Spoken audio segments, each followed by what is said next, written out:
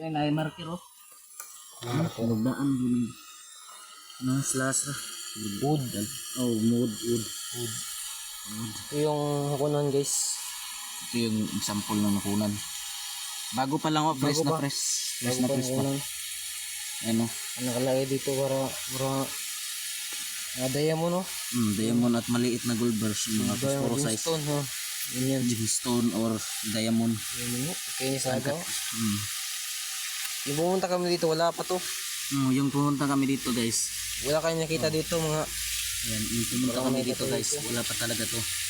Bigla na lang na Hindi namin alam na meron pala hakunan dito. Bago pa ito hakunan. Siguro mga nakakuha dito talaga dito lang.